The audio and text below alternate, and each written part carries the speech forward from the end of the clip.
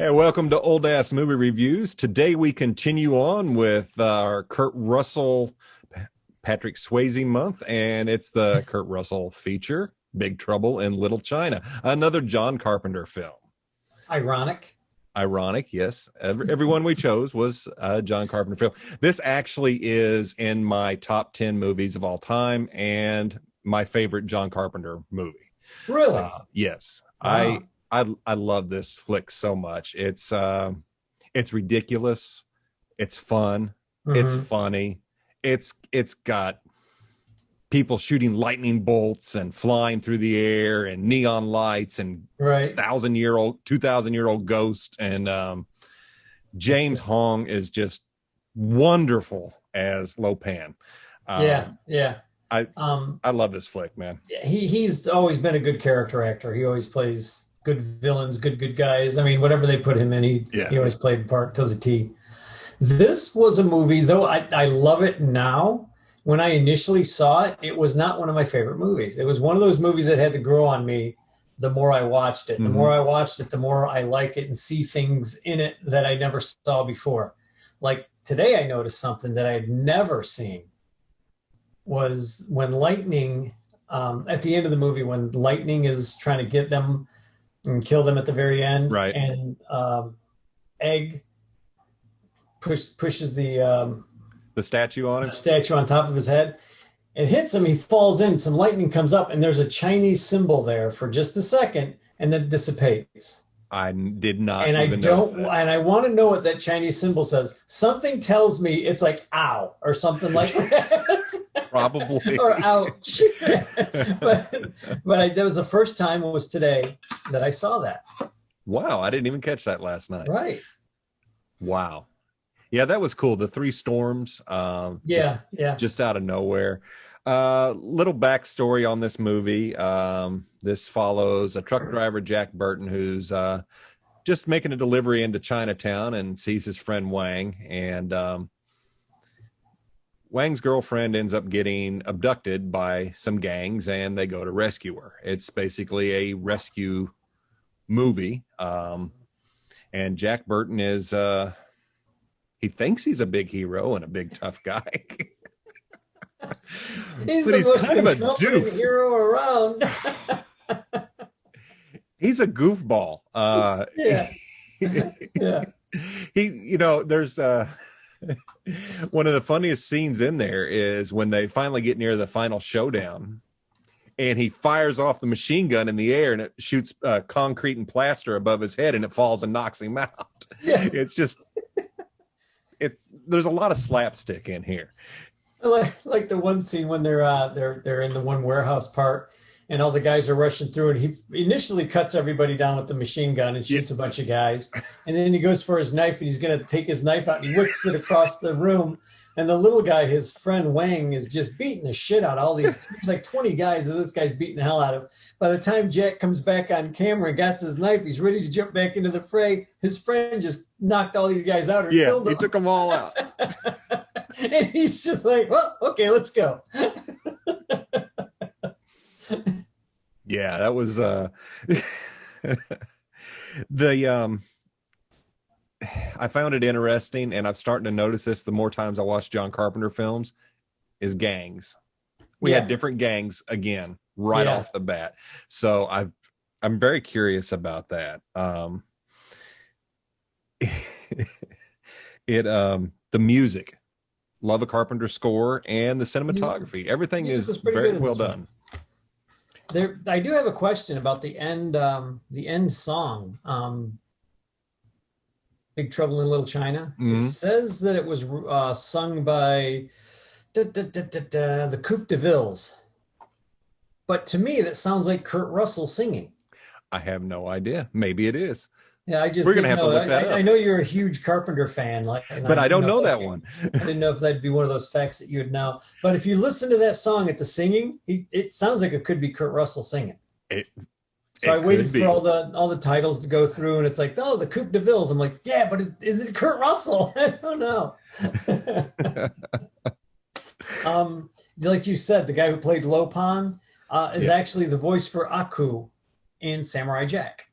Really? Mm-hmm. Yeah, he was also, I remember him as the father of Kung Fu Panda, the goose. Oh my God, that's right. Yeah. I forgot. Yeah, he's such a great, he's got a great voice. He's a great actor. Right. And he really hammed this role up, especially when Lopan is this old, creepy guy. And it's like, and Jack Burton sitting there just insulting him. The whole time. He has no idea how much danger he's really in from this guy. He's like, Jack Burton looks at him and said, "What, you going to rule the universe from beyond the grave or check into a psych ward?" You know you're psychotic, right? You know he's just calling him crazy old man the whole time. It's great. And then whenever Lopan looks at the video screens for security, he sees the three people trying to come in. He's like, what is this shit? I don't have time for this shit. It's like this ancient evil is just sitting there just having a meltdown. And that's what's neat. And I've seen this a lot of times, and I always tend to forget that Lopan is thousands of years old and was cursed by a god, and an emperor, and he has to appease them both. And it's right. I don't know. It's like he had so much fun playing this character. And the character itself had a breaking point meeting Jack Burton. Like, who the hell are you? I'm not supposed to be fighting some white guy. Who's a clown? The white guy. I don't know what Jack actually ever accomplished in this movie, to be honest. Nothing. He does nothing in this movie. No. The gates open. He shoots those guys.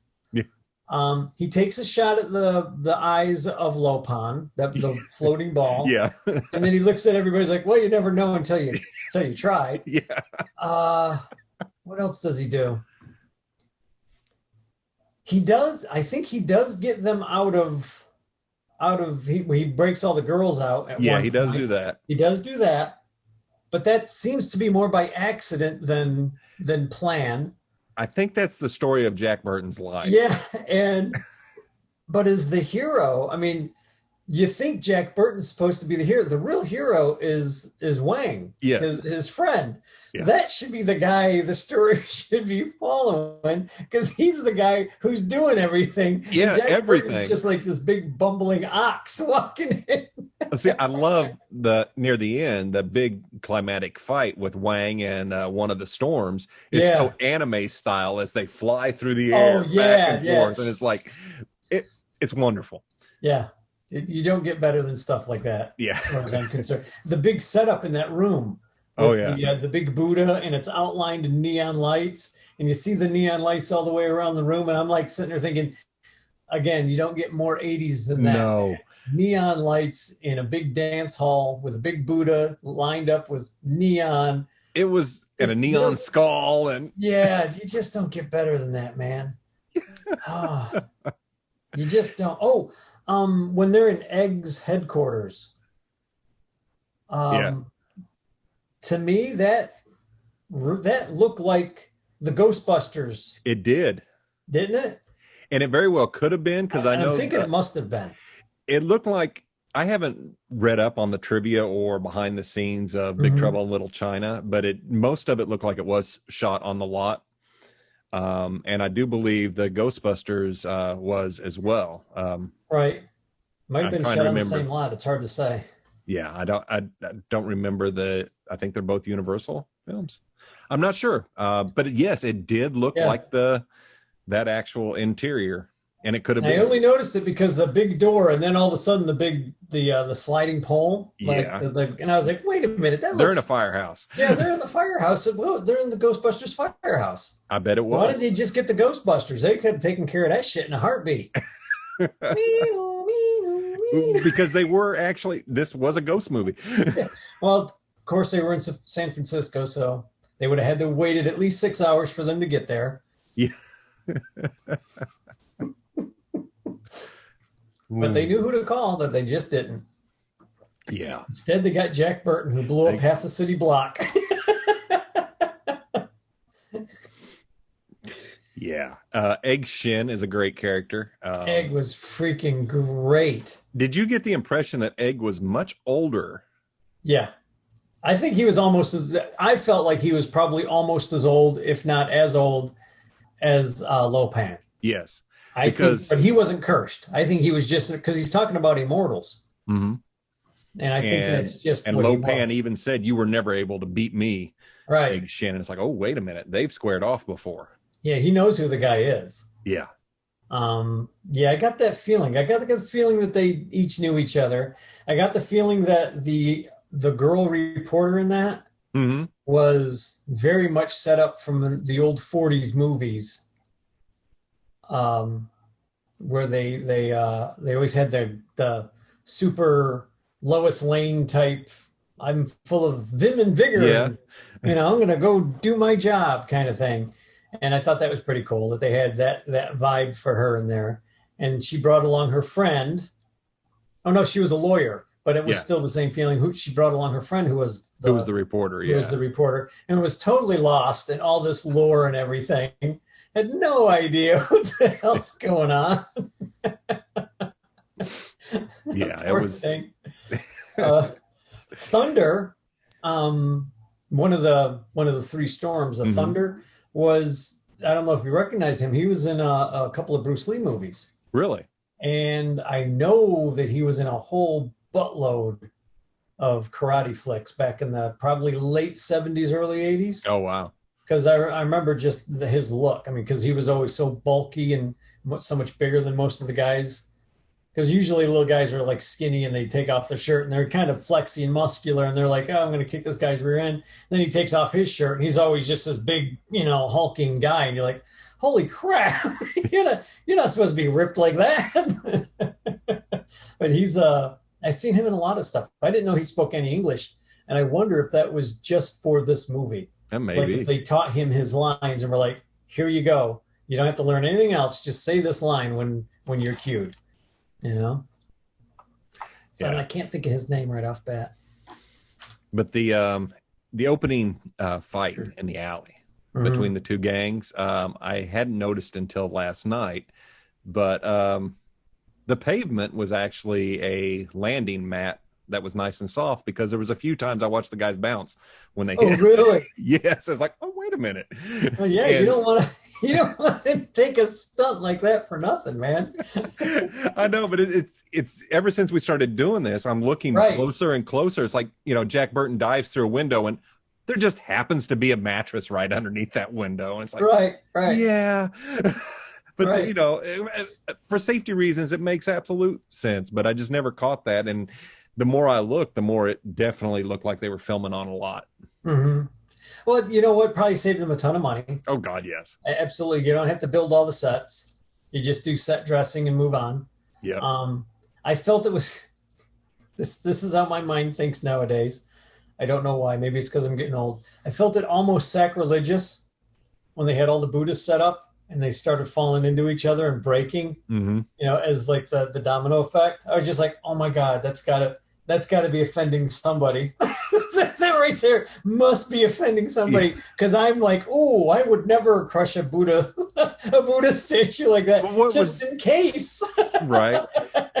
But what was interesting, and they explained it when you look at that whole area where he was going to have his wedding, there was symbols and statues from multiple religions. Right. He talks about that over the dinner or lunch. Yeah. He said we pick and choose. We take what works, what we like, and put it all together. And it's like, then you see at the wedding, this okay, this is why there's so much iconography here that doesn't match up.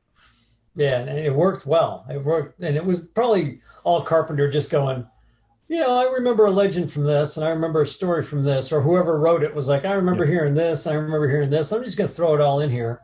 And now I got to figure out a way to explain it. I know.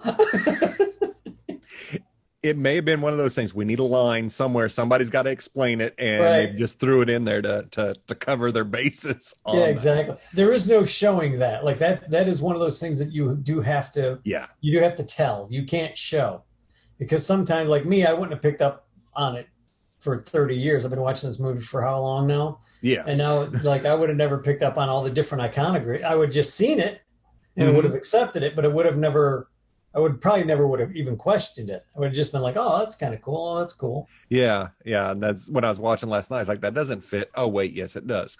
Yeah, yeah. So it's they talk about Jack Burton, and I thought about this. Like you and I have talked about doing remakes, and I had heard the rumor that The Rock was going to remake this, or they were going to do another Big Trouble in Little China, and they were going to try and use him. And I just cringe. I just cringe at this. The thought of Daryl doing this. There's just no reason for The Rock to touch this. No. If you're gonna do another one, bring in Kurt Russell again. He's still there. Just bring him in and do the freaking movie. And I already know how you'd open it up, because the ending line was the girl, the lawyer, saying, if you buy a truck big enough, maybe I could, go with you, blah, blah, blah. And he's like, well, let me think about it. Well, you show him opening line, talking just like he always did in the first movie. Right. But then he hands the radio over, and she's like, well, you know what Mrs. Jack Burton always says? And she can be like right there with him driving and going back to San Francisco because his friend needs him again. Yeah. Or something like that. Or meeting him in another town where his friend is like, hey, we got trouble and I need you.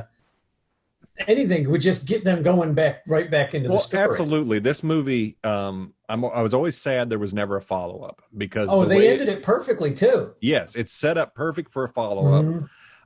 You could still, because I remember reading about Dwayne Johnson going to redo this. Now, I like Dwayne Johnson. Oh, Dwayne, I don't know why I called him Daryl. Yeah. And his other brother, Daryl. There's no need to do this. No, not with Dwayne Johnson. No. Kurt Russell's perfectly fine. There should have been a follow-up. He can still do it. Kim Cattrall's still around. Exactly. All these people are still around except the older guys. I think they've all probably passed away by now. Yeah, so they definitely could do a follow-up story, and I think it would be actually funnier now that they're all pushing 70. Right. Like, and now they're all like sitting there looking at each other like, shit, we are too old to be doing this crap. This we gotta would be save the world again. Yeah. Or maybe they go to another Chinatown. Yeah, like maybe at one point it'd be funny one of them saying, "Oh my God, we got to do this again," and the other, like one of the other characters, look at him and go, "Yeah, but by the time it rolls around to save it a third time, you guys will be long dead and it'll be somebody else's problem." Yeah, that's. But thankfully, I haven't heard any more about The Rock doing this movie. God, I hope not. I'm hoping the pandemic took that away. Yeah, there's nothing else. Since we're on that, there was also supposed to be a remake of Escape from New York. Originally, now that one hurts. That one's just like, wow. They originally had Robert Rodriguez assigned, which he's a huge Carpenter fan and has a lot of respect for him. So it would have been a decent, I think, follow-up or something, but Rodriguez isn't attached now, and I'm trying to think who's doing it, but it's like no. You can do another Snake Plissken movie. Don't do another. There's no need to redo it. Yeah, don't do Escape from New York. Don't do Escape from L.A. Do a Snake Plissken. Just call it Snake Plissken this time. Yeah, or Snake. Yeah, or Snake. And get him on a plane with Samuel L. Jackson. That'd be perfect. Start the whole freaking movie out with Snake Plissken on a plane, locked down, and Samuel L. Jackson. I'm sick of all these motherfucking snakes on the plane. We only got one snake on this plane. That's the perfect joke. Exactly. It'd be great. They should have us write this. I agree. So, yeah. I'd get about 4 or 5 more blaxploitation actors and actresses that, used to be the big names and just bring them right in. Have them be all his sidekicks and, like I said before, have him saving his wife from, have it turn out he's saving his wife at the end of the movie. That's Little Princess. Yeah. Yeah. Princess Buttercup. No, Big Trouble in Little China, good flick. I really like it. I love the humor. Yeah. He's such a freaking clown. It's he's not Snake Plissken. No, you couldn't get any more opposite from Snake. Oh, Jack Burton, Snake, nowhere close. He just dumbs his way through everything, and it's so funny because he just keeps asking the same question. Like, they will literally explain to him what's going on. He'll be like, "What do you mean by that?" They're, well, the demon's doing this, and the ghosts are doing that, and he's got to do the flesh, and he's got to have a sacrifice. What do you mean? what are you saying? They're all like looking at him like, we just told you what's going on. And it was every time they ran into something crazy inside that warehouse, Wang always had an explanation. Oh, we're in the hell of the upside down people, or the hell of boiling oil. And it's like Chinese people have a lot of hells or whatever. Yeah. Chinese people have a lot of hells. Well, the question to him was, when they're in the room with all the skeletons, the circular room with all the skeletons in it, and Jack Burton's cutting his way out and he's got his mask off, the first question Wang asks is, what direction or where is the light coming from? He says it's coming from the floor, but he never explains why he wants to know that. It's like, what a weird question to ask. Wait a minute, what? Why would you ask that question? They were going somewhere with it. But they never finished that thought. It's like, wait a minute. Now I'm intrigued why Wayne asked him that question. I forgot about it till you just mentioned it. He sure had to be with something with the upside down world and all the other hells that were going on. But they never explained it. Like, they've over-explained a bunch of stuff in this movie, and then one question that you want an answer to, they never explain. It's like, wait, I want to know why you asked that question, Wang. God.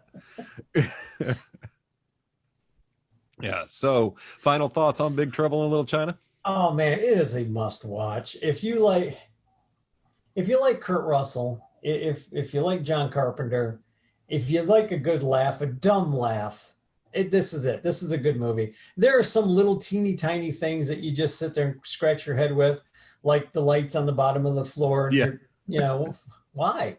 But they pretty much do a good job of showing, not telling. Every once in a while, they got to tell you because they have to tell Jack Burton 5 times what's going on because he's not a really bright hero.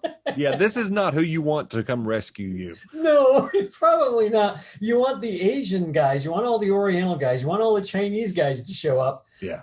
Jack Burton could have stayed at the restaurant, and it probably would have went easier. I think he just screws stuff up and drags it out a little bit longer than it needed to. but yeah, Jack Burton's probably not the guy you want coming in and trying to save the day. I didn't think of that. Wayne could have went in there by himself and beat everybody in one. Egg Shin.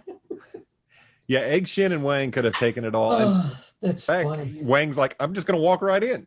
And he did. And he did. He just walked right in there and got what he wanted. Yeah. This is a definite see. How about you? For me, it's always a definite watch. It's a fun movie.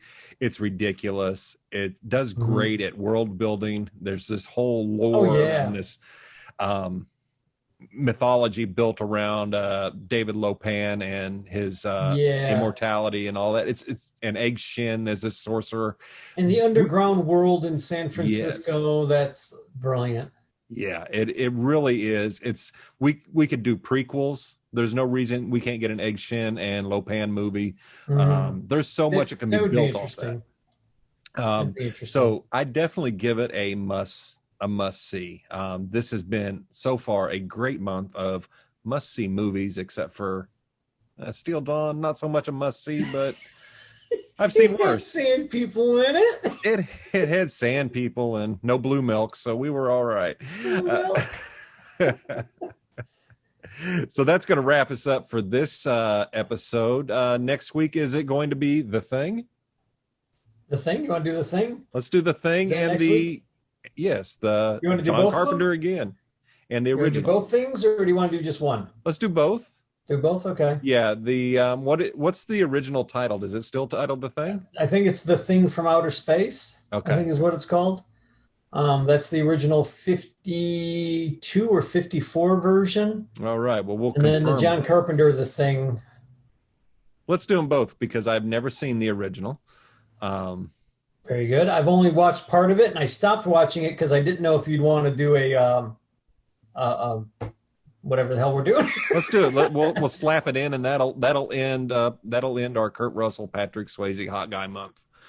Hot Guy, Patrick Swayze, Kurt Russell, testosterone to the roof month. Yes, and then we will be entering into our Christmas episodes where we have a month of Christmas movies. And then we're going to do the month of musicals, and we're going to have a special guest. My buddy Mal is going to be on with us for awesome. Sound of Music. For that's gonna be a lot of fun. She's a lot of fun, and she knows probably everything about Sound of Music. So just prepare to let her talk. That's great. I think our listeners are going to be quite surprised on the variety of stuff that we watch. I am a huge fan of the musicals we're watching. So same here. It's we're all over the place, just like our brains. And then we're going to go back to watching crap movies. We're going to watch a whole bunch of good movies. Then we're going to go back to watching schlock. We have to really undo a lot of damage that had happened from watching some shit. So and a lot to fix in our mind here. Yeah. This is a good palate cleanse right here. But yeah, the Christmas movies I'm really looking forward to. The musicals I'm really looking forward to, and then Absolutely. Whatever happens after that, I'm cool with after that because who knows where we're going. Yeah. To the hell of bad movies. Yes, right. Yay! Maybe we'll do Chopping Mall 2. There we go. Thanks again for tuning in. We'll catch you next week. Peace out, folks.